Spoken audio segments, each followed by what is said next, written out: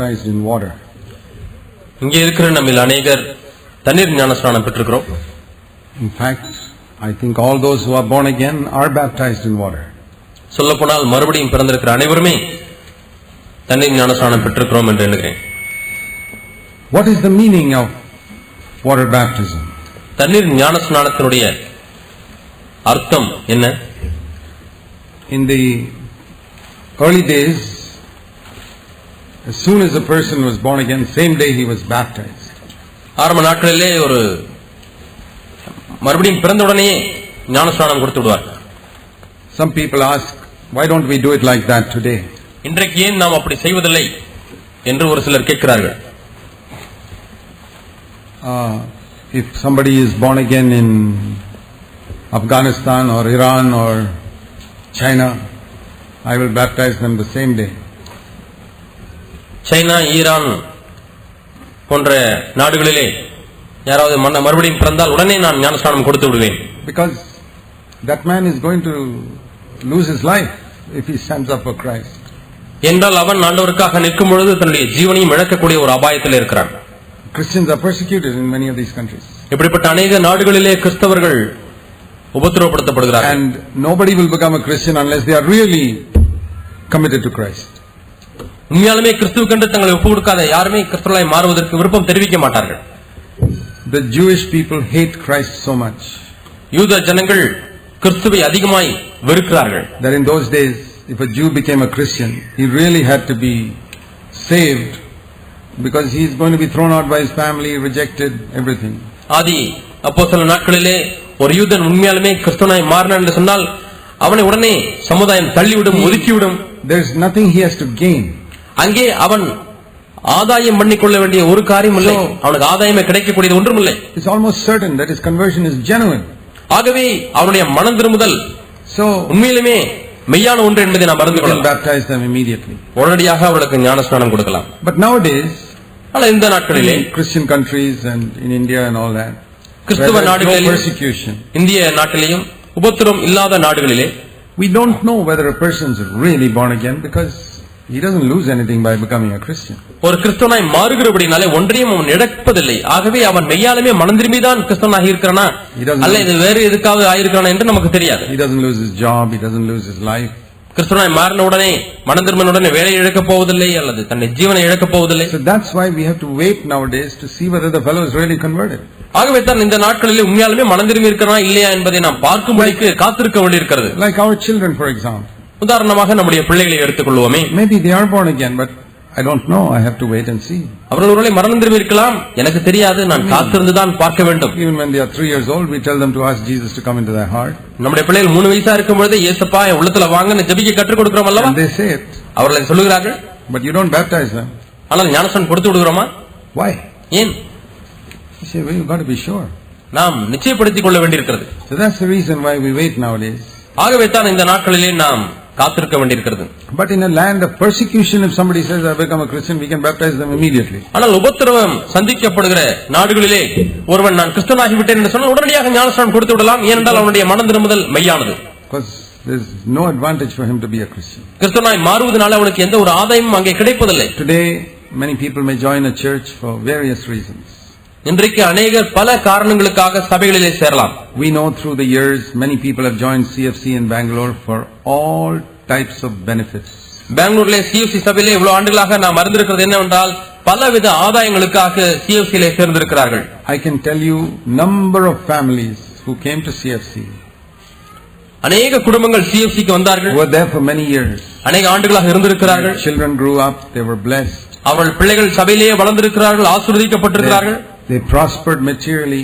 பொருளாதார ரீதியிலே அவர்கள் செழிப்படைந்திருக்கிறார்கள். All their children grew up, got jobs, went abroad. அவர்களுடைய பிள்ளைகள் எல்லாம் வளர்ந்திருக்கிறார்கள், வெளிநாடுகளுக்கு சென்றார்கள், வேலை கிடைத்திருக்கிறது. And then the family left the church because they got everything they want from CFC. They don't need anything more. CFCயிலிருந்து இருந்து கிடைக்க வேண்டிய காரியங்கள் எல்லாம் கிடைத்தபடினால இனிமேலும் கிடைப்பதற்கு ஒன்றுமில்லை. ஆகவே சபையை விட்டு போய்விட்டார்கள். What did they come to CFC for? எதற்காக அவர் CFCக்கு வந்தார்கள்? Not for anything spiritual. ஆவிக்குரிய காரியத்தை பெற்றுக்கொள்வதற்காக அல்ல. So there are many people who come like this for some think they get blessed materially and they get what they want. Their children grow up. They say this is a good place to bring up our children. இது நம்முடைய பிள்ளைகளை வளர்க்க வேண்டியதற்கு நல்ல சிறந்த இடமாகவே இந்த சபையிலே சேர்ந்து கொள்வோம் அல்லது பொருளாதார ஆசீர்வாதம் கிடைக்கும் என்று பல காரணங்களுக்காக சபையிலே சேர்கிறார்கள். They have some good standards. We want our children to be protected from the world. இந்த சபையிலே நல்ல தரம் இருக்கிறது. ஆகவே நம்முடைய பிள்ளைகள் உலகத்திலிருந்து எப்படியாவது பாதுகாக்கப்பட்டால் போதும். ஆகவே இந்த சபைக்கு போவோம். Those are not the reasons why a person should come to Christ. கிறிஸ்துவண்டை வருவதற்கு இவைகள் எல்லாம் காரணமே அல்ல. But people come with all types of motives, even today in our church. இன்றைக்கும் நம்முடைய சபைகளிலே பலவிதமான உள் நோக்கங்களோடு கூட ஜனங்கள் சபைக்கு வருகிறார்கள். Everybody wants their children to grow up in a good way. எல்லாரும் தங்களுடைய பிள்ளைகள் நல்ல பிள்ளைகளாக வளர வேண்டும் என்று தான் விரும்புகிறார்கள். Like we want to put our children in a good school, we may want to put them in a good church. நம்முடைய பிள்ளைகளை நல்ல பள்ளியிலே சேர்க்க வேண்டும் என்கிற ஆசையைப் போலவே நாம் நல்ல சபையிலே சேர்க்க வேண்டும் என்று விரும்புகிறோம். They don't have a fervent love for Jesus. அவர்களுக்கு தேவன் இயேசுவின் மீது ஒரு ஆழ்ந்த அன்பு இல்லை. They don't have a fervent love for CFC. CFCயின் மேலே ஒரு ஆழ்ந்த அன்பு இருக்கிறது என்றும் நாம் சொல்ல முடியாது. Get what they want, once they've got, they've left. ஏதோ ஒன்று கிடைக்க வேண்டும் என்று வருகிறார்கள், கிடைத்த பிறகு சபை விட்டு போய் விடுகிறார்கள். I can tell you so many names like that, who many years till all their children grew up and then they left. இப்படி अनेक பெயர்களை நான் சொல்ல முடியும். பிள்ளைகள் வளர்ந்த உடனே சபை விட்டு நின்று விடுகிறார்கள். And there are some more now whose children are growing up. இப்பொழுது இன்னும் சிலர் இருக்கிறார்கள், அவருடைய பிள்ளைகள் சபையில வளர்ந்து கொண்டே இருக்கிறார்கள், இன்னும் வளர்ந்து முடிக்கவில்லை. I don't know what will happen after their children get jobs. பிள்ளைகளுக்கு வேலை கிடைத்த உடனே அந்த குடும்பத்துக்கு என்ன நடக்கும் என்று எனக்கு தெரியாது. But God sifts everybody when they come to the church. ஆனால் சபைக்கு வரும்போது தேவன் எல்லாரையும் புடைக்கிறார். He finds out everybody's motives. எல்லாருடைய உள் நோக்கங்களையும் அவர் அறிகிறார். But what is the meaning of baptism? ஆகவே ஞானஸ்நானம் என்பதனுடைய பொருள் என்ன? See Romans chapter 6. ரோமர் 6ஆம் அதிகாரம் verse 4. 4ஆம் வசனம். This is the one verse that explains clearly more than any other verse in the Bible what baptism means. வேதத்தில் உள்ள மற்ற வசனங்களை காட்டிலும் இந்த ஒரு வசனம் மிகவும் தெளிவாக ஞானஸ்நானம் என்றால் என்ன என்பதை விளக்குகிறது. See, we dip a person in the water and pull him out. ஒரு மனிதனை தண்ணீருக்குள்ளாக முழுகி அவனை வெளியே எடுக்கிறோம். All of you who are born again have gone through that. நீங்க மறுபடியும் பிறந்திருக்கிற நீங்கள் எல்லாரும் இந்த அனுபவத்துக்குள்ளாக கடந்து சென்றிருக்கிறீர்கள். It says we have been buried with him through baptism in death, as Christ was raised from the dead to the glory of the Father, so we too might walk in newness of life. பிதாவின் மகிமையினாலே கிறிஸ்து மரித்தோரிலிருந்து எழுப்பப்பட்டது போல நாமும் புதிதான ஜீவனுள்ளாய் நடந்து கொள்ளும்படிக்கு அவருடைய மரணத்துக்குள்ளாக்கும் ஞானஸ்நானத்திலே கிறிஸ்துவுடனே கூட அடக்கம் பண்ணப்பட்டோம். So when you dip a person in the water, ஆகவே ஒரு மனிதனை தண்ணீருக்குள்ளாக முழுகும் பொழுது you are saying like Jesus was buried in the tomb, we are burying this old man. இயேசு கல்லறையில் அடக்கம் பண்ணப்பட்டது போல இந்த பழைய மனுஷனை தண்ணீருக்குள்ளாக அடக்கம் பண்ணுகிறோம் என்று சொல்லுகிறோம். And if Jesus was not raised from the dead, இயேசு மரித்தோரிலிருந்து எழுப்பப்படாதிருந்தாரே ஆனால், then we have to keep the man under the water. தண்ணிக்குள்ளே போட்ட மனுஷன் உள்ளே தான் வைத்திருக்க வேண்டும்.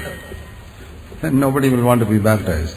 அப்படி இருக்குமே ஆனால் யாருமே ஞானஸ்நானம் பெற விரும்ப மாட்டார்கள். Thank God Jesus was raised from the dead. நன்றி, ஆண்டவராகிய இயேசு கிறிஸ்து மரணத்திலிருந்து உயிரோடு எழுந்தார். So we can pull this fellow out of the water. ஆக இப்ப இந்த உள்ளே போன மனிதனை வெளியே நாம் எழுப்பி விடலாம். That's what it says here. அதுதான் இங்கே சொல்லப்பட்டிருக்கிறது. That now this is a new man coming up out of the water. இப்பொழுது தண்ணீருக்குள்ளாக இருந்து ஒரு புது மனுஷன் வெளியே வருகிறான். Like Jesus came with a new body out of the grave. இயேசு கல்லறையிலிருந்து ஒரு புது சரீரத்தோடு கூட வந்தது போல. Old things are passed away. பழையவை எல்லாம் ஒழிந்து போயின. Everything has become new. எல்லாம் புதிதாயின. That doesn't mean our body has become new. உடனே நம்முடைய சரீரம் புதிதாகிவிட்டது என்று பொருள் அல்ல. It doesn't mean we have full victory over sin. பாவத்தின் மேல் முழு ஜெயம் நமக்கு கிடைத்து விட்டது என்று அர்த்தம் அல்ல. What has become new? என்ன அங்கே புதிதாகிவிட்டது? Our whole attitude to sin has become new. பாவத்தின் மீது நமக்கு இருக்கிற மனப்பான்மையானது புதிதாய் மாறிவிட்டது. If I were to ask you this question, உங்களை பார்த்து இந்த கேள்வியை நான் கேட்கிறேன். will you ever sin again? மீண்டுமாய் நீங்கள் பாவம் செய்வீர்களா? Will you sin again? நீங்கள் மீண்டுமாய் பாவம் செய்ய விரும்புகிறீர்களா? No. செய்வீர்களா? Yeah. Will you sin again? மீண்டுமாய் பாவம் செய்வீர்களா? Nobody can say. We can't say. I also can't say. நானும் அதுக்கு பதில் சொல்ல முடியாது. But suppose I ask you another question. வேற ஒரு கேள்வி கேட்கிறேன். Do you want to sin again? மீண்டுமாய் பாவம் செய்ய விரும்புகிறீர்களா? All of us say, no, I don't want to do it. எல்லாருமே சொல்ல முடியும், இல்லை நான் விரும்பவில்லை. Boldly we can say, தைரியமாய் சொல்ல முடியும், I don't want to sin again. நான் மீண்டுமாய் பாவம் செய்ய விரும்பவில்லை. That is the new man. அதுதான் புதிய மனிதன்.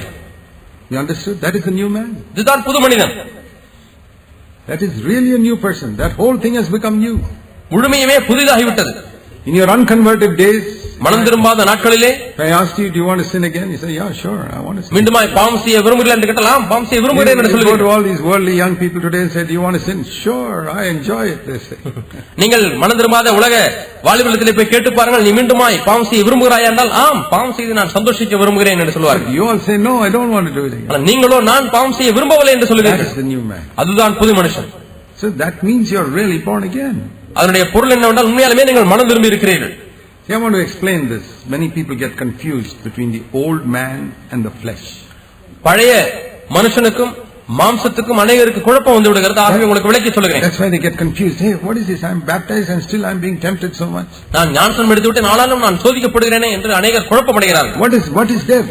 He said, then nothing seems to be dead in me. It's still something very alive. இங்கே மரணம் என்றால் என்ன? எனக்குள்ளாக ஒன்றுமே மரிக்கவில்லையே, எல்லாமே உயிரோடு இருக்கிறது போலவே இருக்கிறது. Still falling into sin. இன்னுமாய் பாவத்தில் விழுகிறேனே. This is all imagination or something has happened. இதெல்லாம் கற்பனையா அல்லது ஏதோ ஒன்று நடந்து விட்டதா? You must know what is dead and what is not dead. என்ன மரித்து விட்டது, என்ன மரிக்கவில்லை என்பதை நீங்கள் அறிந்து கொள்ள வேண்டும். It says in verse 6, your old man is dead, buried, crucified, gone. 6ஆம் வசனத்திலே பார்க்கிறோம், பழைய மனுஷன் அவரோட கூட சிலுவையிலே அறையப்பட்டது என்று அறிந்திருக்கிறோம். That's gone. அது ஒழிந்து போய்விட்டது. But the flesh, அலம் மாம்சம், that is still alive. அது இன்னும் உயிரோடு இருக்கிறது. So what is the difference between the old man and the flesh? ஆகவே மாம்சத்துக்கும் பழைய மனுஷனுக்கும் உள்ள வித்தியாசம் தான் என்ன? Think of your heart like a house. உங்கள் இருதயத்தை ஒரு வீட்டை போல எண்ணிக்கொள்ளுங்கள். A house in which God wants to live. தேவன் வசிக்க விரும்புகிற ஒரு வீடு. Many precious treasures. அங்கே அநேக விலையேறப்பெற்ற பொக்கிஷங்கள் இருக்கிறது. The flesh with all its lusts and desires.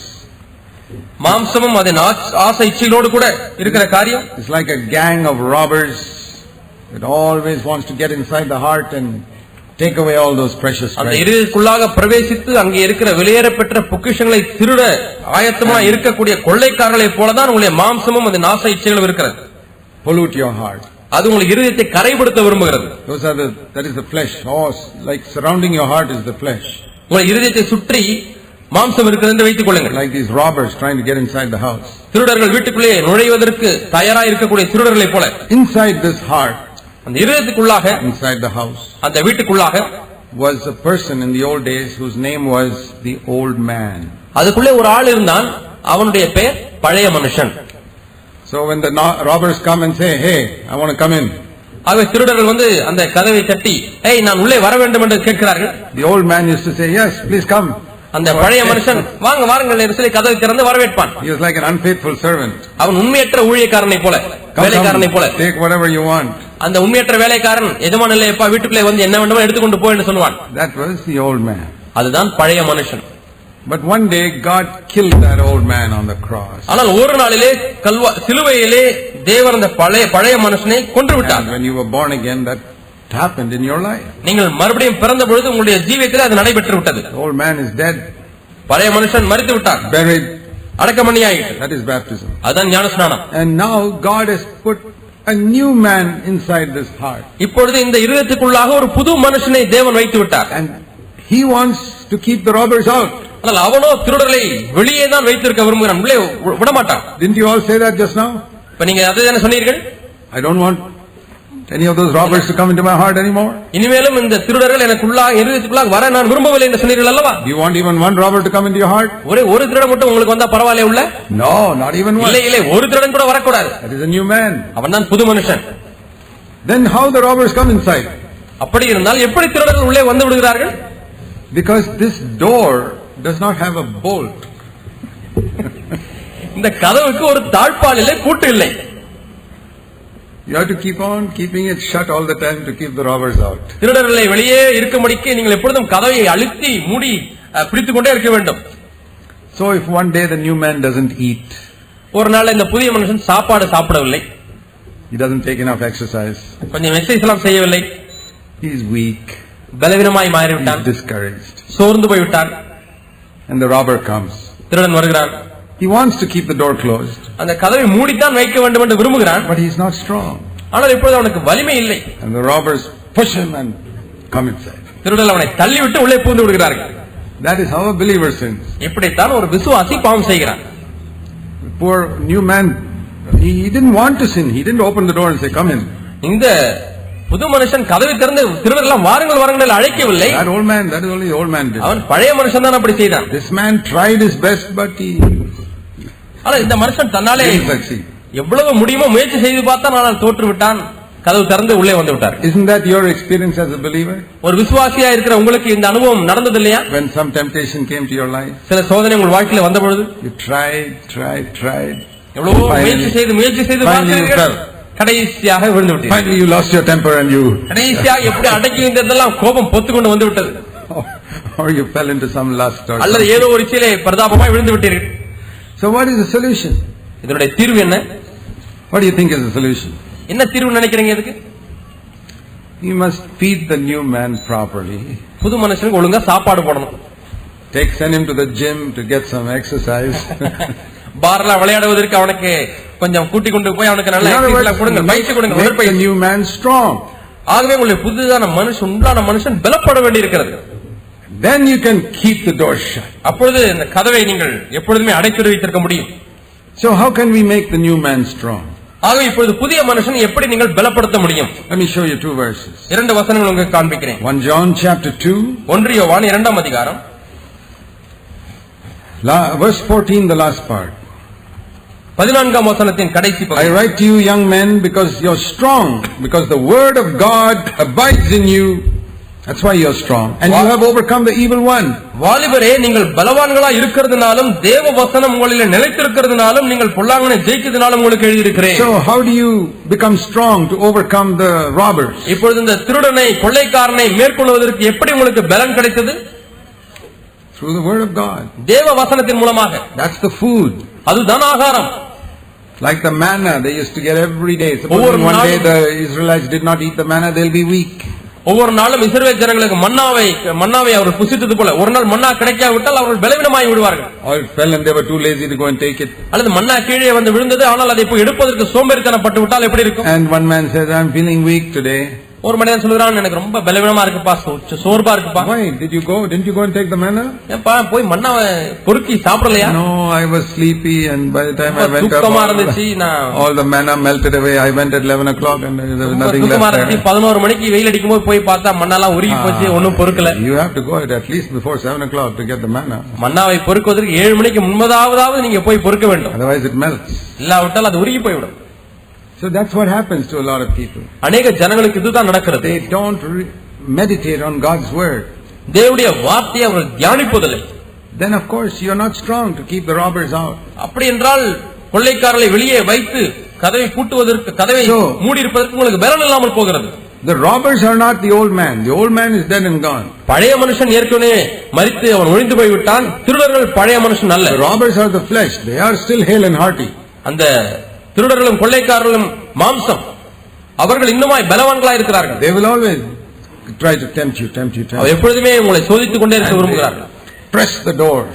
கதவை அழுத்தி திறந்து கொண்டே இருக்கிறார். The new man is strong with the word of God. He can keep the door shut. புதிய மனுஷன் தேவ வசனத்தினாலே பலவானாய் இருந்தால் அந்த கதவை மூடி இருக்க முடியும். That's the first thing it's mentioned here. இதான் இங்கே சொல்லப்பட்ட முதல் வசனம். So dear brothers, அருமையான சகோதரரே, read the word of God, meditate on it.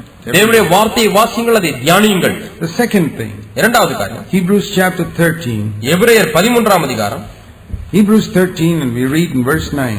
எபிரேயர் 13ஆம் அதிகாரம் 9ஆம் வசனத்திலே, the middle of that verse, அந்த வசனத்துடைய மத்தியிலே பார்த்தோம். It is good for the heart to be made strong by grace. கிருபையினாலே இருதயம் ஸ்திரப்படுகிறது நல்லது. So how can you make your heart's door strong and shut? ஆகவே இருதயத்தினுடைய அந்த கதவை வலிமையுள்ளதாய் மூடி இருக்க எப்படி நீங்கள் செய்ய முடியும்? What's the second thing? இரண்டாவது காரியம் என்ன? Grace. கிருபை. Grace means God's power. கிருபை என்றால் தேவனுடைய வல்லமை. That's what the Lord told Paul. My grace is sufficient for you because my power can be made perfect in your weakness. உன்னுடைய பலவீனத்திலே என்னுடைய பலன் பூர்ணமாய் விளங்கும் என்று பவுலுக்கு சொன்னார். என் கிருபை உனக்கு போதும் என்று சொன்னார். அதான் அந்த பலன். We can have an equation. Grace equals power of God. கிருபை ஈக்குவல் டு தேவனுடைய வல்லமை என்று நாம் ஒரு ஈக்குவேஷன் எழுதலாம். Grace is the power of God. கிருபை என்பது தேவனுடைய வல்லமை. For what? எதற்காக? It is sufficient for every need. எல்லா தேவைகளுக்கும் அது போதுமானதாக இருக்கிறது. Grace is sufficient for you. என் கிருபை உனக்கு போதும். Help you to overcome sin. பாவத்தை மேற்கொள்ள உதவி செய்கிறது. Overcome discouragement. சோர்வை மேற்கொள்ள உதவி செய்கிறது. Help you to love that person who hates you. உங்களை வெறுக்கிற அந்த நபரை நேசிக்க உதவி செய்கிறது. Help you to forgive that person who harmed you. உங்களுக்கு தீமை செய்த மனிதனை மன்னிக்க உதவி செய்கிறது. To help you to overcome the problem, some trial coming into your life. உங்களுடைய வாழ்க்கையில வரக்கூடிய சில பிரச்சனைகளை உபத்திரவங்களை மேற்கொள்ள அந்த கிருபை உங்களுக்கு உதவி செய்கிறது. Grace is a tremendous power. கிருபை என்பது மிகப்பெரிய வல்லமை. Like we saw in that illustration, raise the level of the water so your boat can go across. நாம் ஏற்கனவே சொன்ன விளக்கத்திலே அந்த தண்ணீர் நிலையை மேலே வர செய்கிறார். அப்பொழுது உங்கள் படகு அந்த பாறையை கடந்து செல்கிறது. That's the second thing we need. இதுதான் நமக்கு தேவையான இரண்டாவது காரியம். That's the second thing this new man needs. இந்த புது மனுஷனுக்கு தேவையான இரண்டாவது காரியம் இதுதான், கிருபை. கிருபை. And he can get it if he humbles himself. தன்னை தானே தாழ்த்தும் பொழுது அவனுக்கு இந்த கிருபை கிடைக்கிறது. Because we saw earlier, God resists the proud. தேவன் பெருமையுள்ளவர்களுக்கு எதிர்த்து நிற்கிறார் என்று நாம் பார்த்தோம். Second part of that verse is, but God gives grace to the humble. ஆனால் தாழ்மையுள்ளவனுக்கு கிருபை அளிக்கிறார். So God will give grace to every humble person. ஆக எல்லா தாழ்மையுள்ள மனிதனுக்கும் தேவன் கிருபையை கண்டிப்பாய் தருகிறார். You are humble. நீ தாழ்மையா இருந்தால் God's grace will automatically come to you whether you want it or not. உனக்கு நீ விரும்புகிறாய் இல்லையோ தேவனுடைய கிருபை தானாகவே உன்னை நோக்கி வரும். It's like water. It always flows to the lowest place. தண்ணீரை பாருங்கள், எப்பொழுதுமே தாழ்வான இடங்களை நோக்கி ஓடுகிறது. When the rain falls, you find some places the water is collected, in other places it's dry. மழை பெய்த பிறகு சில இடங்களிலே தண்ணீர் தேங்கி நிற்கிறது, சில இடங்களிலே கட்டாந்தரையா இருக்கிறது. Even in a compound like this, இது போல உள்ள ஒரு வளாகத்திலே கூட some place there will be water, some place no water. சில இடத்திலே தண்ணீர் தேங்கி இருக்கும், சில இடத்திலே தண்ணீர் இருக்காது. You think this whole ground is flat. இந்த முழு மைதானமும் சமமாக இருக்கிறது என்று நீங்கள் எண்ணலாம். Some places are a little lower.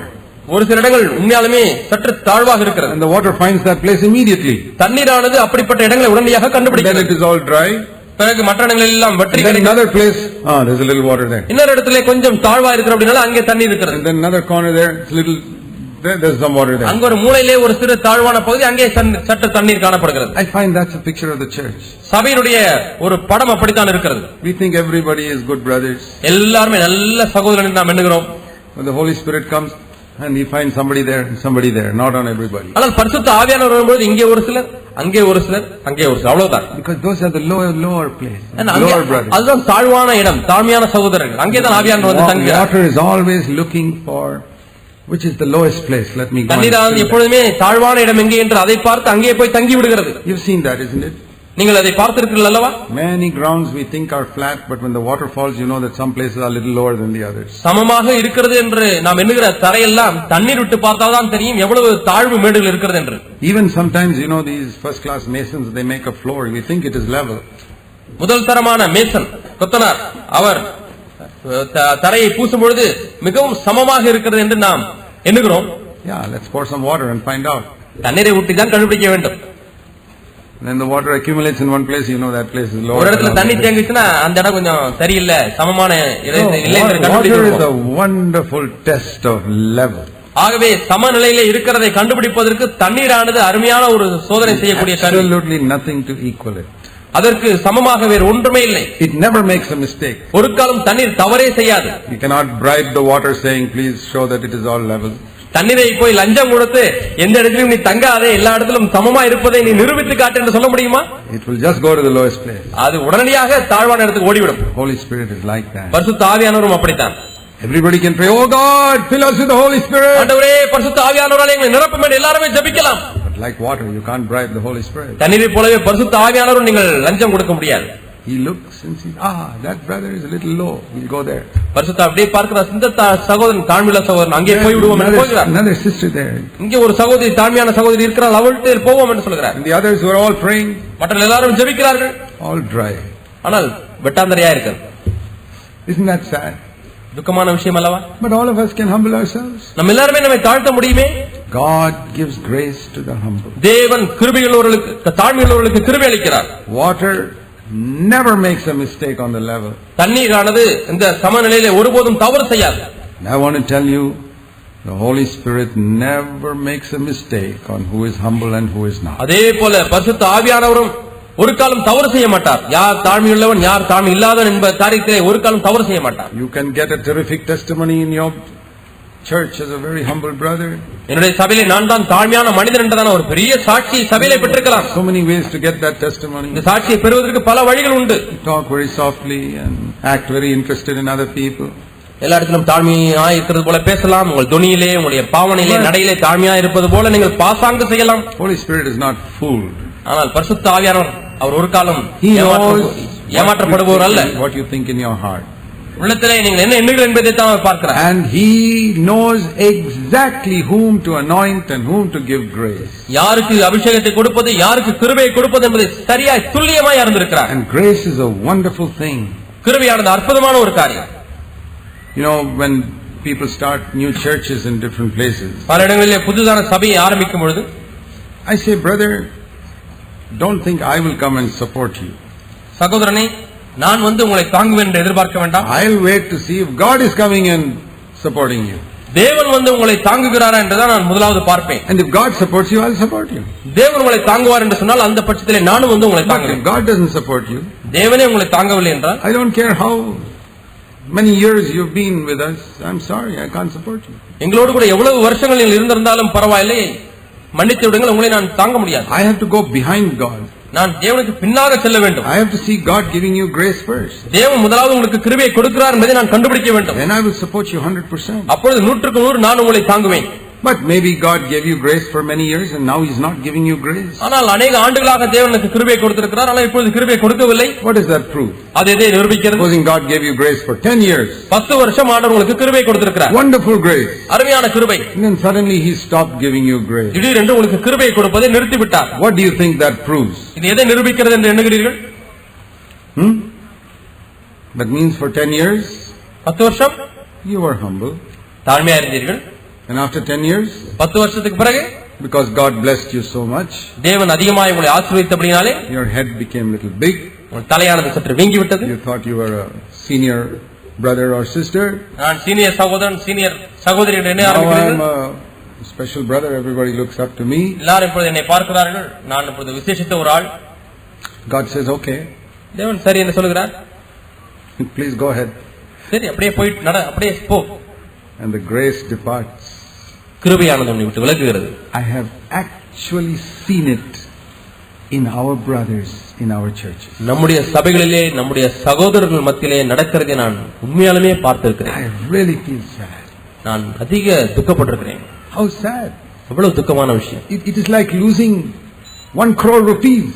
அது 1 கோடி ரூபாய் இழப்பதை போல எனக்கு If இருக்கிறது. you lose the grace of God, தேவனுடைய கிருபையை நீ இழப்பாயானால், you know how many times I have wept before God. நான் எத்தனை முறை தேவனுக்கு முன்பாக அழுதிருக்கிறேன். Lord, please, ஆண்டவரே, you take away anything from my life. என் வாழ்க்கையில் எதை வேண்டுமானாலும் But எடுத்துக்கொள்ளும். don't take away the anointing and the grace from my life. ஆனால் என்னுடைய வாழ்க்கையில் இருக்கிற அபிஷேகத்தையும் கிருபையும் தயவு You செய்து can எடுத்து விடாம ஆண்டவரே. even take away my health. I'm not worried. இந்த ஆரோக்கியத்தை கூட நீ You எடுத்து can take விடலாம். away my voice. என்னுடைய சத்தத்தை கூட Take எடுத்து away விடலாம். all my money, my house.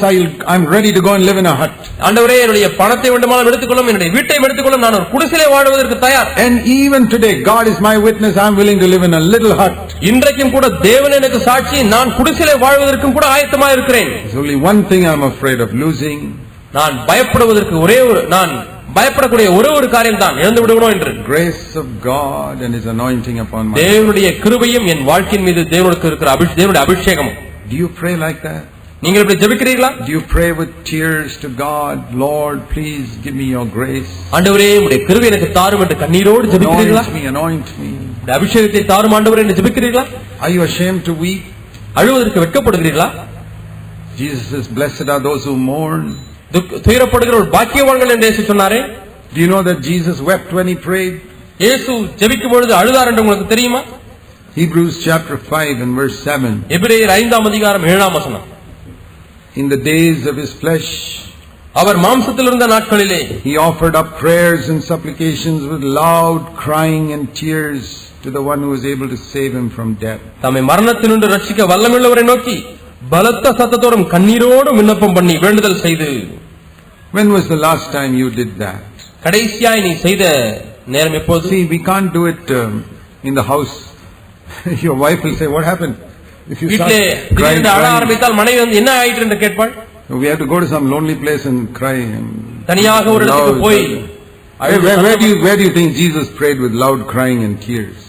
பலத்த சத்தத்தோடும் கண்ணீரோடும் இயேசு எந்த இடத்துல ஜெபம் பண்ணி இருப்பார் என்று எண்ணுகிறீர்கள்? Not in the house. வீட்டிலே அல்ல. They would have taken him to the hospital thinking something is wrong with him. அவருக்கு ஏதோ தவறு நடந்து விட்டது என்று சொல்லி ஆஸ்பத்திரிக்கு எடுத்துக்கொண்டு சென்றிருப்பார்கள். We can't do that in the house where everybody is listening. எல்லாரும் கவனித்துக் கொண்டிருக்கும்போது வீடுகளில் நாம் செய்ய முடியாது. But some place we are alone. ஆனால் தனிமையாக இருக்கக்கூடிய இடம் இருந்தால் nobody can hear us. யாருமே நம்மை கேட்க கூடாத ஒரு இடம். Lonely place. தனிமையான இடம். We must learn to pray with loud crying and tears. பலத்த சத்தத்தோடும் கண்ணீரோடும் விண்ணப்பம் பண்ண கற்றுக்கொள்ள வேண்டியிருக்கிறது. I love to be in some lonely room sometimes. சில சமயங்களில் தனியாய் அறையில் இருப்பதை நான் விரும்புகிறேன். Because there I can pray with loud crying and tears where nobody will hear me. யாருமே என்னை கேட்க கூடாத அப்படிப்பட்ட இடத்திலே நான் பலத்த சத்தத்தோடும் கண்ணீரோடும் ஜெபிக்க முடியும். There I can follow my Savior. அங்கே இயேசுவை நான் பின்பற்ற என் இரட்சகரை நான் பின்பற்ற முடியும். Do you follow your Savior? நீ உன்னுடைய இரட்சகரை பின்பற்றுகிறாயா? Who prayed with loud crying and tears? பலத்த சத்தத்தோடும் கண்ணீரோடும் ஜெபித்த உன்னுடைய இரட்சகரை பின்பற்றுகிறாயா? Are you more spiritual than him that you don't need to do such things? இப்படிப்பட்ட காரியங்களை செய்ய தேவையில்லை, நான் அந்த அளவுக்கு ஆவிக்குரியவன் என்று எண்ணுகிறீர்களா? Have you read in the Bible how Jesus used to go into the wilderness to pray? இயேசு வனாந்தரத்துக்கு ஜெபிக்க போனார் என்று நீங்கள் படித்திருக்கிறீர்கள். Why did he go into the wilderness? ஏன் அவர் வனாந்தரத்துக்கு போனார்? So that nobody would hear him. யாரும் அவர் ஜெபிக்கிறதை கேட்க கூடாது. He could pray with loud crying and tears. பலத்த சத்தத்தோடும் கண்ணீரோடும் ஜெபிக்கும்படியாய் அவர் வனாந்தரத்துக்கு போனார். பிதாவே பிதாவே என்று ஜெபித்தார். You know, that is why it says here his prayers were heard. ஆகவே தான் அவருடைய ஜெபம் கேட்கப்பட்டது என்று எழுதியிருக்கிறது. We pray so carelessly. நாம் மிகவும் கவனக்குறைவாய் ஜெபிக்கிறோம். Oh Lord, these are a few things I want in Jesus name, please do it. ஆண்டவரே இயேசுவின் நாமத்தினாலே இந்த காரியங்கள் எல்லாம் நான் கேட்கிறேன், எனக்கு செய்யும் என்று கேட்கிறோம். Then I have to go about more important business after that. அதற்கு அப்புறம் எனக்கு முக்கியமான வேலை நான் போக வேண்டியிருக்கு என்று You think சொல்லுங்க. anything is going to happen? ஏதாவது நடக்கும் என்று விரும்புகிறீர்களா? You're wasting your time. There's no நேரத்தை தான் வீணாக்கி கொண்டிருக்கிறாய். You know, Jesus prayed with loud crying and tears because he was so desperate. அவர் மிகவும் பரிதாபமான ஒரு உணர்வை வைத்திருந்தபடினாலே, அவர் உதவியற்றவராய் இருந்தபடினாலே தான் அப்படி ஜெபித்தார். He said, Father, I never want to sin in my life. என்னுடைய வாழ்க்கையில் ஒரு முறை கூட நான் பாவம் செய்யக்கூடாது. Not even the small smell of sin. சிறு பாவத்தினுடைய ஒரு வாசனை கூட இருக்கக்கூடாது. Give me grace. கிருபை தாரும் ஆண்டவரே. Do you know that Jesus also needed grace? இயேசுவுக்கும் கிருபை தேவைப்பட்டது என்று உங்களுக்கு தெரியுமா? Many people don't know that. அநேகருக்கு அது தெரிவதில்லை. See Luke's Gospel chapter 2. லூக்கா சுவிசேஷம் 2ஆம் அதிகாரம். Luke's Gospel chapter 2 verse 40. லூக்கா சுவிசேஷம் 2ஆம் அதிகாரம் 40ஆம் வசனம். It is the first time in the Bible where it says the grace of God rested upon somebody. தேவனுடைய கிருபையானது ஒருவர் மீது தங்கியது என்று சொல்லப்படுகிற முதல் இடம் இதுதான். There's not a single verse in the Bible which says God's grace came upon someone like தேவனுடைய here. கிருபையானது ஒருவர் மேல் வந்தது என்று சொல்லக்கூடிய வேறு எந்த வசனமும் இல்லை. Noah received favor from the Lord. நோவாவுக்கோ தேவனுடைய கண்களிலே தயை கிடைத்தது என்று வாசிக்கிறோம். God's grace rested upon Jesus for the first time in history. சரித்திரத்திலே முதல் முறையாக தேவனுடைய கிருபையானது இயேசுவின் மீது வந்து தங்கியது. It says in verse 40, the grace of God was upon him. தேவனுடைய கிருபை அவர் மேல் வந்தது என்று வாசிக்கிறோம். And when you are under grace, கிருபைக்கு கீழ்ப்பட்டிருந்தால் sin will not have dominion over you. பாவம் உங்களை மேற்கொள்ளாது. So that's why sin did not have dominion over Jesus. ஆகவே தான் இயேசுவின் மீது பாவம் மேற்கொள்ள முடியவில்லை. From childhood he lived under grace. அவர் சிறு பிராயம் முதல் கிருபைக்கு கீழ்ப்பட்டவராகவே வாழ்ந்தார். That's where he calls us to live. ஆக இந்த இடத்துக்கு தான் நாமும் வாழும்படியாக அவர் அழைக்கிறார். It is the place of humility. அதுதான் தாழ்மையின் இடம். Always like the water looks for the lowest place. எப்படி தண்ணீரானது தாழ்வான இடங்களை நோக்கி பார்க்கிறதோ அதுபோல The Holy Spirit came upon Jesus. பரிசுத்த ஆவியானவர் இயேசுவின் மீது வந்தார். How did he die? Now this verse shows about how he began his life. இந்த வசனமானது அவருடைய வாழ்க்கை எப்படி ஆரம்பித்தார் என்று Now சொல்லுகிறது. let's go to the end of his life. அவருடைய வாழ்க்கையை எப்படி முடித்தார்? Hebrews chapter 2. எபிரேயர் 2ஆம் அதிகாரம். How did he die on the cross? சிலுவையிலே அவர் எப்படி மரித்தார்? That is very difficult to accept crucifixion. சிலுவை அறையப்படுவதை ஏற்றுக்கொள்வது மிகவும் கஷ்டமான ஒன்று. That also it says in Hebrews chapter 2. எபிரேயர் 2ஆம் அதிகாரத்திலே verse 9. 9ஆம் வசனம். Last part. கடைசி பகுதி. By the grace of God he tasted death for everyone. தமிழிலே முதல் பகுதி. தேவனுடைய கிருபையினாலே ஒவ்வொருவருக்காகவும் மரணத்தை ருசி பார்த்தார். How did he accept that death for all of us? நம்ம எல்லாருக்காகவும் மரணத்தை எப்படி அவர் ஏற்றுக்கொண்டார்? By the grace of God. தேவனுடைய கிருபையினாலே. From birth to death he needed the grace of God. பிறப்பு முதல் இறப்பு வரை அவருக்கு தேவனுடைய கிருபை தேவைப்பட்டது. தம்முடைய தகப்பனிடத்தில், even though he was God, he lived on earth as a man. அவர் தேவனாய் இருந்தும் அந்த பூமியிலே மனிதனாய் தான் வாழ்ந்தார். That's why he can be an example for us. ஆகவே தான் அவர் நமக்கு ஒரு மாதிரியாய் இருக்க முடியும். stay under the grace of God all the time. எப்பொழுதுமே தேவனுடைய கிருபைக்கு கீழாகவே தங்கியிரு. That's how he never sinned. இப்படித்தான் அவர் பாவமே செய்யவில்லை.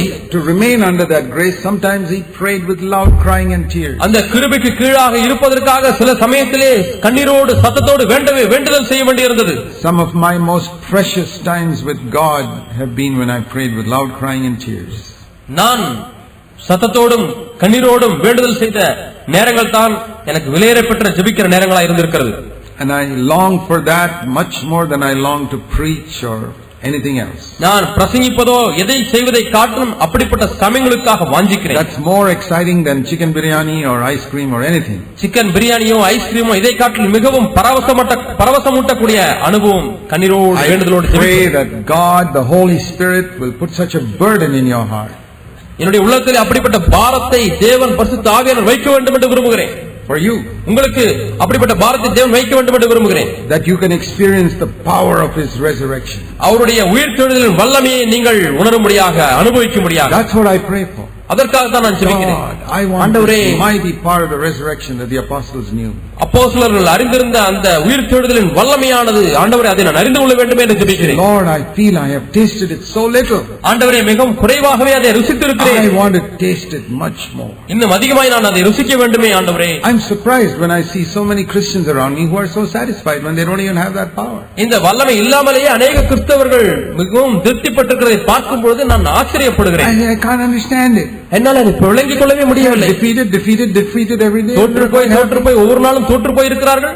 And no loud crying, no tears, even though they are defeated every day. ஒவ்வொரு நாளும் தோற்றாலும் கண்ணீரும் இல்லை சத்தமும் இல்லை. Something is wrong. ஏதோ தவறு கோளாறு இருக்கிறது.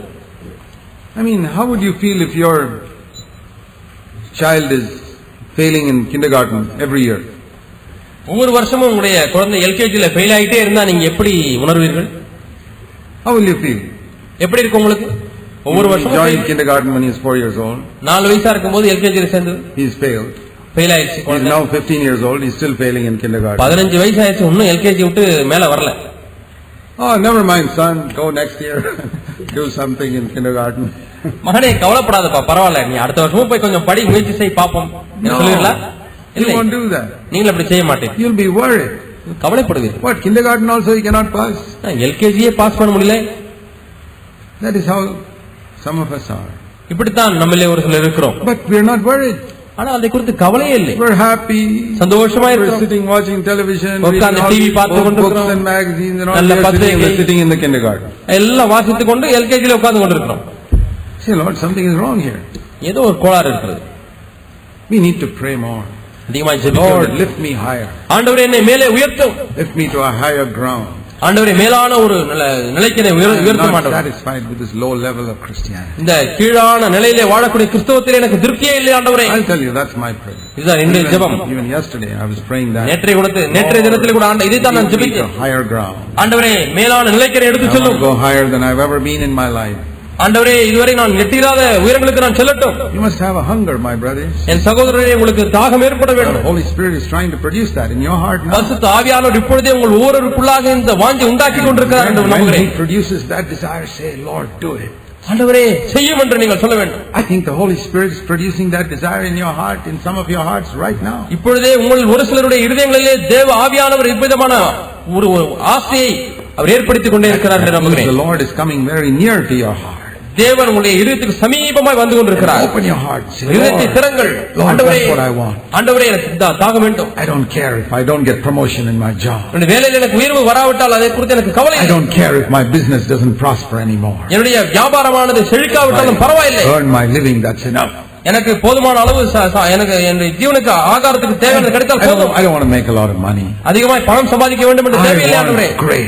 எனக்கு தேவையானது உம்முடைய கிருபை. I want your power. உம்முடைய வல்லமை. I want the power of resurrection that lifts me up. வல்லமை என்னை தூக்கி மேலே நிறுத்தக்கூடிய வல்லமை. Like a flaming fire for Jesus in India. இயேசு கிறிஸ்துவுக்கு என்று இந்தியாவிலே சுடர்விட்டு எரியக்கூடிய ஒரு தீபமாய் என்னை மாற்றக்கூடிய வல்லமை. If you find such a desire in your heart coming now, yield to that.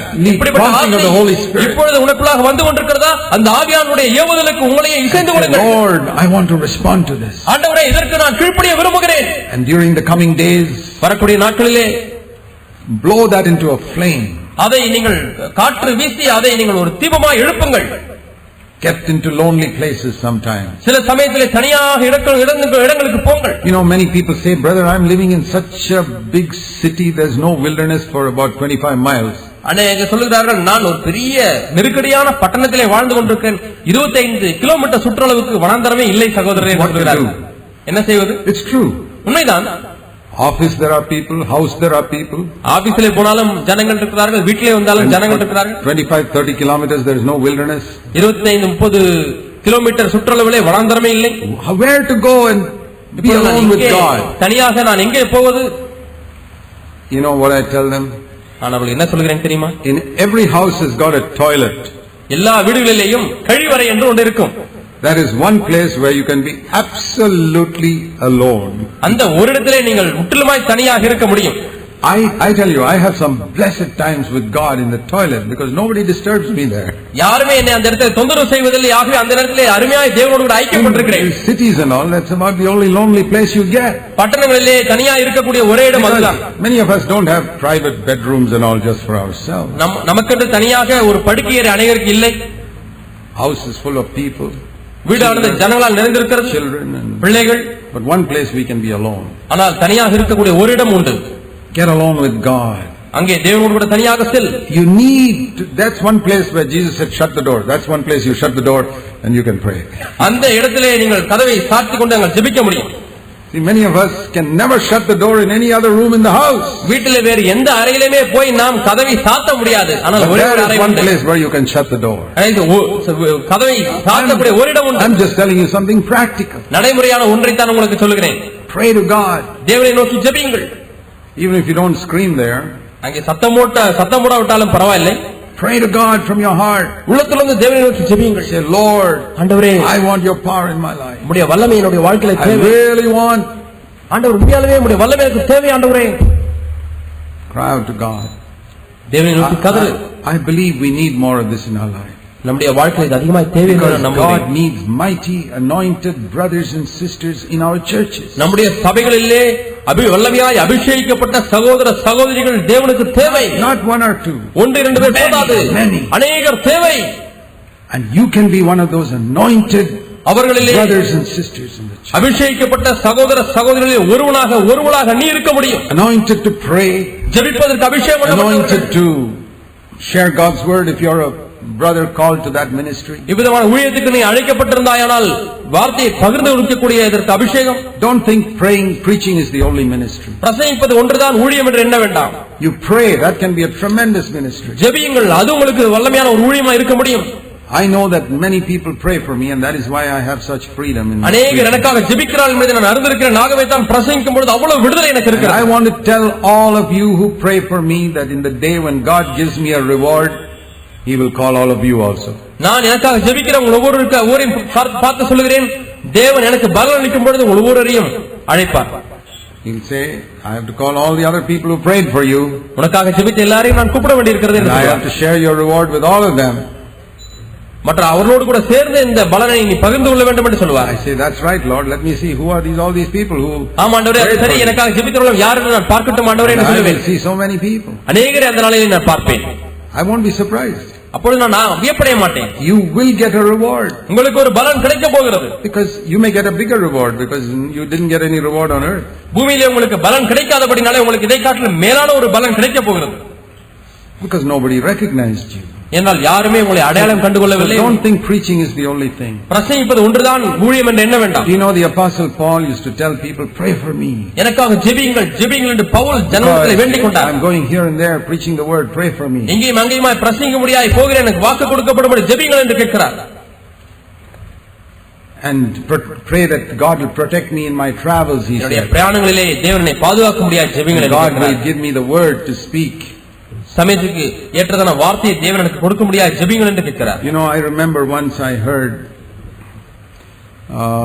one brother, he was in Africa or somewhere serving the Lord. ஒரு சகோதரன் ஆப்பிரிக்காவிலேயோ இங்கேயோ தேவனுக்கு ஊழியம் செய்து கொண்டிருந்தார். And he was saved from some great danger. He was a missionary there. அவர் ஒரு மிஷனரியா இங்கே பணி செய்து கொண்டிருந்தார். ஒரு பெரிய ஆபத்திலிருந்து அவர் காப்பாற்றப்பட்டார். He really praised the Lord. உண்மையாலுமே தேவனை துதித்தார். And he went back to America, and one meeting he was testifying. அமெரிக்காவுக்கு சென்று அங்கே ஒரு கூட்டத்திலே சாட்சி சொன்னார். And that I was in this place and I was surrounded by terrific danger. I thought I would lose my life, then God miraculously saved me. நான் இந்த இடத்துல இருந்தேன். அப்பொழுது என்னை சுற்றிலும் பெரிய ஆபத்து சூழ்ந்து கொண்டது. என்னுடைய ஜீவனே போய்விடும் என்று எண்ணி இருந்தேன். தேவன் அற்புதமாக என்னை பாதுகாத்தார் என்று சாட்சி சொன்னார். After the meeting, கூட்டம் முடிந்த உடனே one old lady came to him. ஒரு வயதான தாய் அவரை நோக்கி வந்தாள். Can you tell me the date when that happened? இது என்னைக்கு நடந்தது என்று சொல்லி தேதியை உங்களுக்கு குறிப்பிட்டு சொல்ல முடியுமா என்று கேட்டார். He said, yes, I remember. Let me look my diary because I wrote it. டைரியில எழுதி வைத்திருக்கிறேன், நான் பார்த்து சொல்லுன்னு சொல்லி அந்த டைரியை பார்த்து சொன்னார். It was on so and so date. இந்த தேதியிலே தான் நடந்தது என்று சொன்னார்.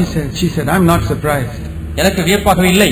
Because that day God gave me a burden suddenly for you, and I had to pray for you. அந்த நாளிலே தேவன் எனக்கு ஒரு பாரத்தை கொடுத்தார். அந்த நாளிலே உங்களுக்காக நான் ஜெபிக்க வேண்டியிருந்தது. Then this man knew that is how God protected him. அப்படித்தான் தேவன் இந்த ஆபத்திலிருந்து விடுதலை ஆக்கினாரா என்று இவர் உணர்ந்து கொண்டார். Isn't that wonderful?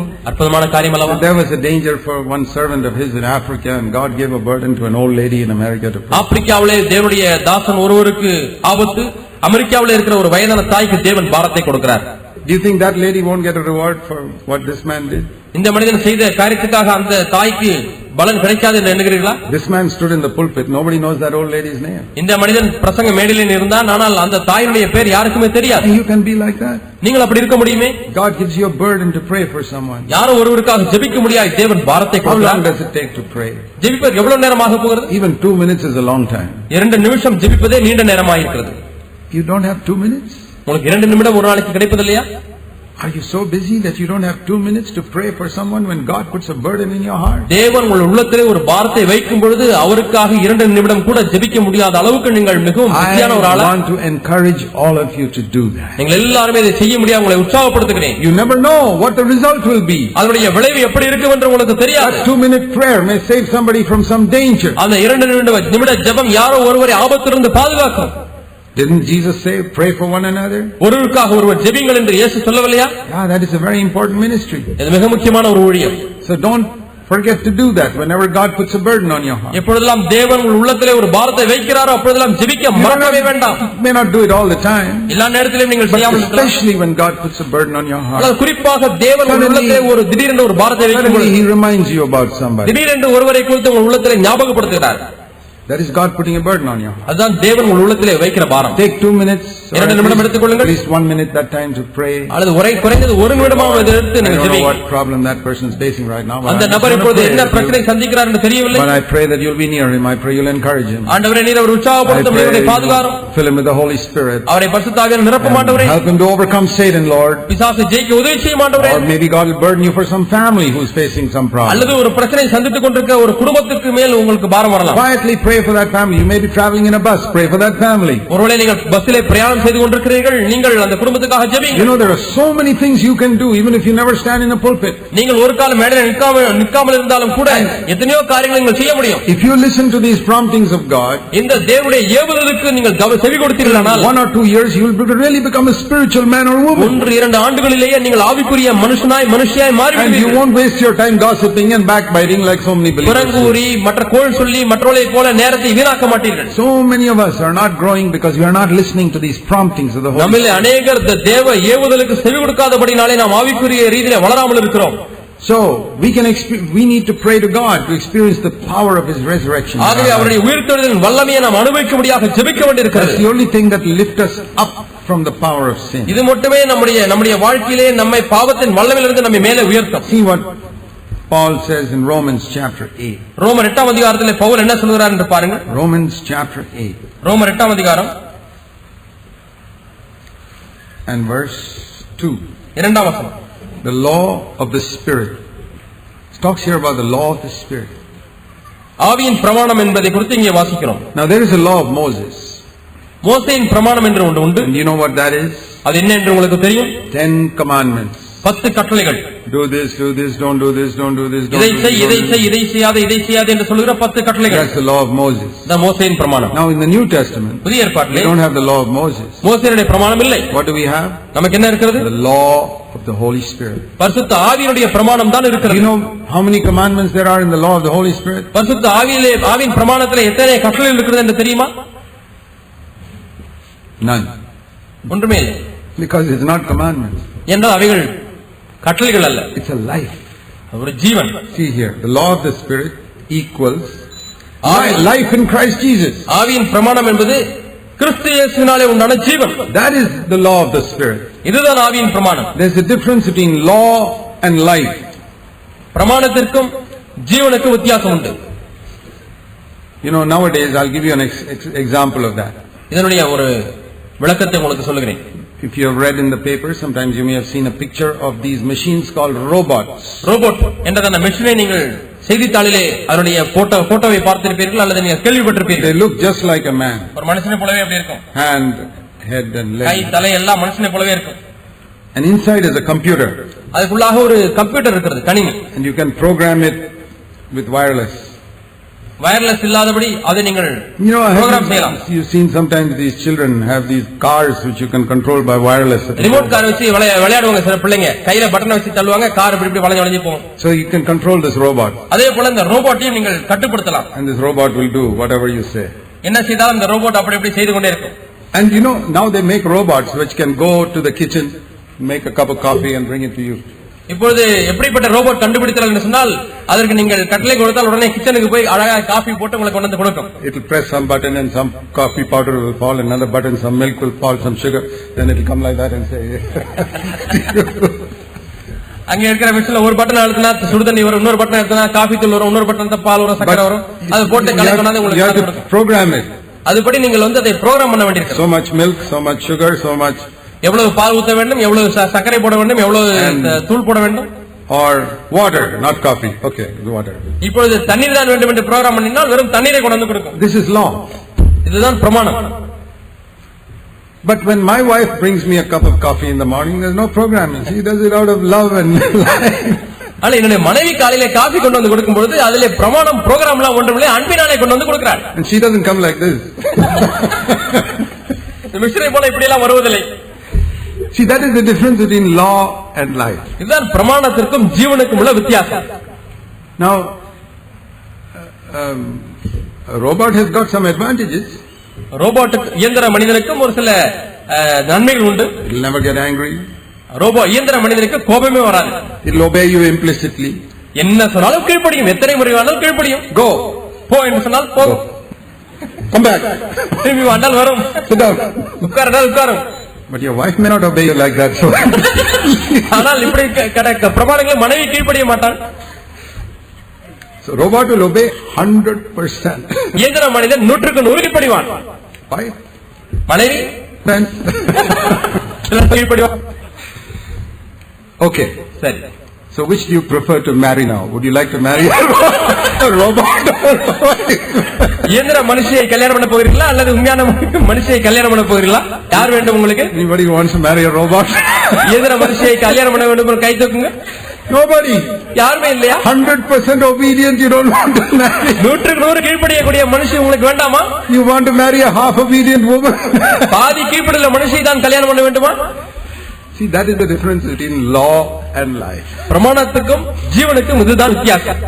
God also does not want these robots to obey him and do what he says. தேவனுக்கும் இப்படி சொன்ன உடனே கீழ்ப்படியக்கூடிய ரோபோட் இயந்திரங்கள் வேண்டாம். He wants the person. அவரை நேசிக்கக்கூடிய ஒரு மனிதன் தான் தேவனுக்கு தேவை. அது உனக்குள்ளாக ஜீவன் இருக்கிறது. The law of the Spirit is not commandments. ஆவியின் பிரமாணம் என்பது கட்டளைகள் அல்ல, but life.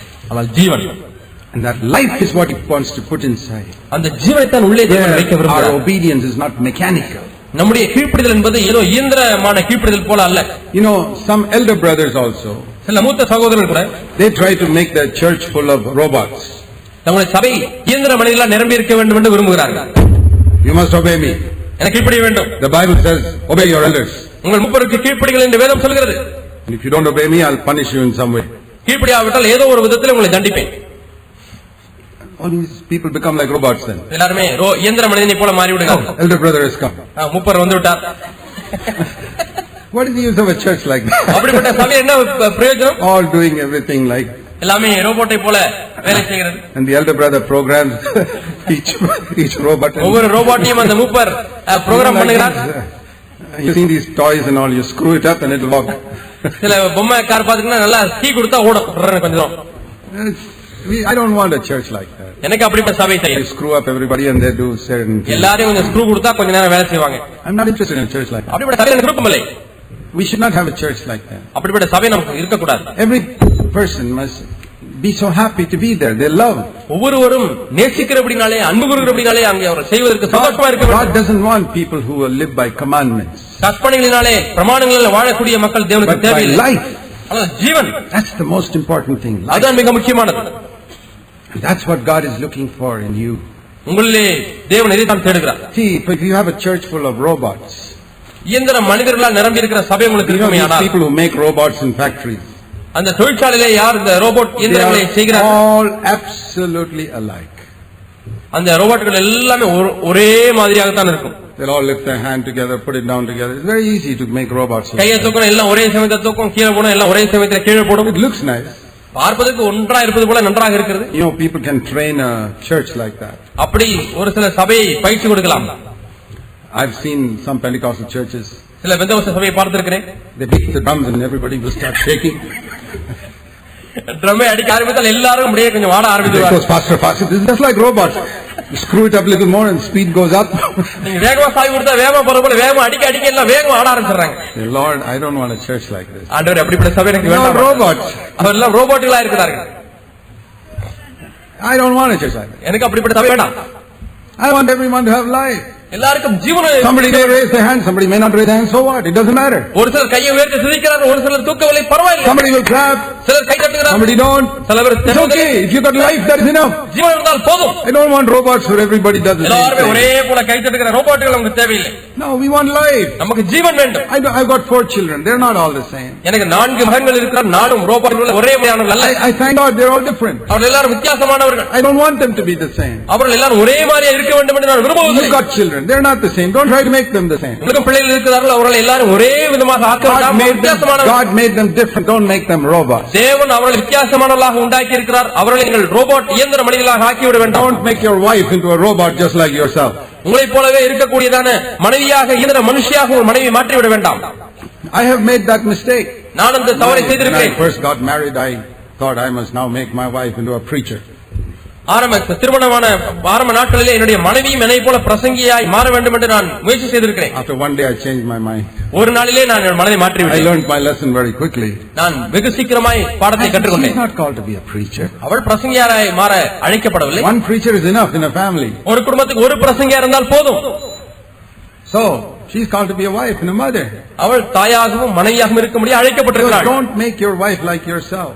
உங்களைப் போலவே மனைவி இருக்க வேண்டும் என்று நீங்கள் ஒரு காலம் முயற்சி செய்ய வேண்டாம். I didn't even want to make my children like myself. என்னுடைய பிள்ளைகள் கூட என்னை போல இருக்க வேண்டும் என்று நான் பிரயாசப்பட்டதே இல்லை. I didn't say all of you must be preachers like me. என்னை போலவே நீங்க 4 பேரும் பிரசங்கம் பண்ணியாகணும் என்று சொல்லி. I could have done that. I could have screwed them up from the age of 2 onwards and நான் உங்களுக்கு அப்படியே கீ கொடுத்து என்னை போலவே பிரசங்கம் பண்ண வைத்திருக்கலாம். What would have come out of that? அதிலிருந்து என்ன வெளியே வந்திருக்கும்? If God hasn't called them, they cannot do it. அவர்களை தேவன் அழைக்காவிட்டால் அவர்களால் அப்படி செய்ய முடியாது. That's like sending people to Bible school. வேதாம கல்லூரிக்கு அனுப்புவது போல.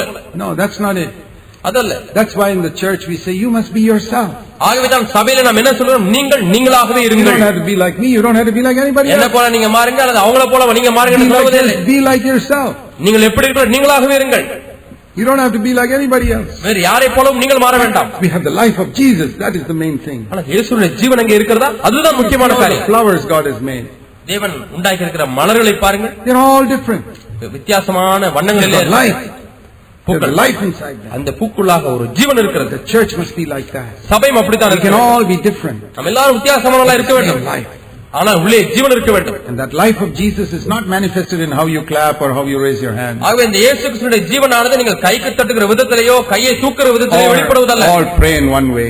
எல்லாரும் ஒரே மாதிரி ஜெபிக்க வேண்டும் என்பதே அல்ல. Some people raise their voice and pray. சிலர் சத்தம் போட்டு ஜெபிக்கிறார்கள். Pray slowly. சிலர் அமைதியாக ஜெபிக்கிறார்கள். Which is more spiritual? எது மிகவும் ஆவிக்குரிய காரியம்? Both are equally spiritual. இரண்டுமே ஆவிக்குரியது சமமாக இருக்கிறது. To the heart, not how loud the voice is. என்றால் உங்கள் சத்தம் எவ்வளவு பெருசா இருக்குது என்று ஆண்டவர் கேட்பதில்லை, ஆனால் உங்கள் இருதயத்தை தான் ஆண்டவர் கவனிக்கிறார். Remember this, my brothers and sisters. என் சகோதர சகோதரிகளே, இதை ஞாபகத்தில் வைத்துக் Don't try to pray like somebody else.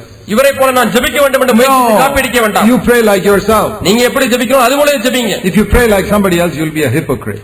மற்றவங்க ஜெபிப்பது போல நானும் ஜெபிக்கணும்னு ஜெபிக்க ஆரம்பிச்சீங்கன்னா மாய்மாலக்காரன். Oh, he prays like this, I must also pray like that. அவர் இப்படி ஜெபிக்கிறார், நானும் அப்படி ஜெபிக்கணும்னு ஜெபிச்சீங்கன்னா you'll be a hypocrite. நீங்க மாய்மாலக்காரரா மாறி விடுவீங்க. You pray like yourself. உங்களை போல நீங்கள் எப்படி ஜெபிக்கிறீங்களோ அப்படியே ஜெபிங்க. It's like one blue flower trying to become like a red flower. ஒரு நீல நிற பூவானது சிவப்பு நிற பூவாய் மாறுவது போல. Or trying to become big like when God made this flower small. Why should it be big like that? இந்த மலரை சிறிதாய் ஆண்டவர் படைத்திருக்கிறார், அதனால இது பெரிய மலராய் மாற வேண்டும் என்று எண்ணுவது போல. God has made all of us different. தேவன் நம்ம எல்லாரையும் வித்தியாசமானவர்களாய் உண்டாக்கி இருக்கிறார். The life of Jesus. ஆனால் அங்கே இயேசு கிறிஸ்துவின் ஜீவன் இருக்கிறதா? Life of love. அன்பின் ஜீவன். And it's that life which is called the law of the Spirit. அதுதான் இந்த ஜீவன் தான் ஆவியின் பிரமாணம் என்று அழைக்கப்படுகிறது. That life, it says, the main thing is not how you clap or raise your hands. It sets you free from sin. இந்த ஜீவனானது உங்களை கைத்தட்ட வைக்கிறதோ தூக்க வைக்கிறதோ அல்ல, அது எதை செய்கிறது என்றால் பாவத்தில் நின்று விடுதலையாக்குகிறது. And it delivers you from death. மரணத்திலிருந்து உங்களை விடுதலையாக்குகிறது. What is it that delivers us from death? மரணத்திலிருந்து எப்படி விடுதலையாக்க முடியும்? This power of resurrection. உயிர்த்தெழுதலின் வல்லமை. The life of Jesus. இயேசுவுடைய ஜீவன். You know, that's what you and I need. இதுதான் உங்களுக்கு எனக்கும் தேவை. Lord, I want the surge of life coming up in me. ஆண்டவரே, எனக்குள்ளாக அந்த ஜீவனுடைய ஊற்று ஆண்டவரே பெருக்கெடுத்து ஓட வேண்டும். Like this gushing water that comes out of a spring. பெருக்கெடுத்து ஊற்றிலே பெருக்கெடுத்து ஓடுகிற நீரை போல. That's what I want. இதுதான் எனக்கு வேண்டும் ஆண்டவரே. That's what we need to pray with loud crying and tears. இதற்காக தான் பலத்த சத்தத்தோடும் கண்ணீரோடும் நாம் ஜெபிக்க வேண்டியிருக்கிறது. Shall we do that in the coming days? வரக்கூடிய நாட்களில் இப்படி செய்வோமா சகோதர சகோதரிகளே? Shall we do it more than we have done before? இதுவரை செய்ததை காட்டிலும் அதிகமாக நாம் செய்வோமா? That our home life will be better. நம்முடைய முழு வாழ்க்கை மேன்மையானதாய் மாறிவிடுமே. Our church life will be better. சபை வாழ்க்கை மாறிவிடுமே. And we won't be robots. நாம் இயந்திர மனிதர்களாய் இருக்க மாட்டோம். We will be different from each other. நாம் ஒருவரிலிருந்து ஒருவர் வித்தியாசமானவர்களாய் இருப்போம். We will all have the same life. ஆனா நாம் எல்லாருக்குமே அதே ஜீவன் இருக்கு. Life of Jesus. இயேசுவுடைய ஜீவன். Let's pray. நாம் ஜெபிப்போம். Let's bow our heads in prayer. நம்முடைய தலைகளை நாம் வணங்கி இருப்போம் ஜெபத்திலே. Will you pray that God will create a great hunger in your heart? உன்னுடைய உள்ளத்திலே ஒரு பெரிய தாகத்தை தேவன் உண்டாக்க வேண்டும் என்று ஜெபிப்பாயா? That the life of Jesus will come surging up in you. இயேசுவுடைய ஜீவனானது உங்கள் உள்ளத்திலே பெருக்கெடுத்து ஓட வேண்டும் என்று ஜெபிப்பாயா?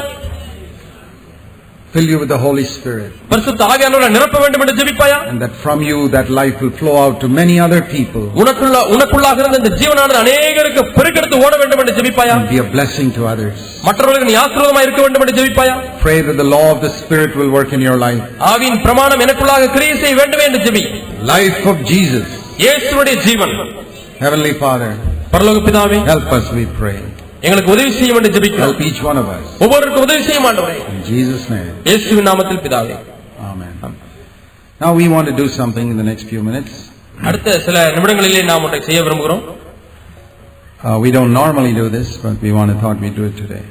நாம் வழக்கமாக இதை செய்வதில்லை, ஆனால் இந்த நாளிலே செய்ய முடியும் நாம் விரும்புகிறோம். See, there may be people here who need prayer for sickness. வியாதிகளுக்காக ஜெபிக்க வேண்டும் என்கிற தேவையுள்ளவர்கள் இங்கே இருக்கலாம். And the Bible says that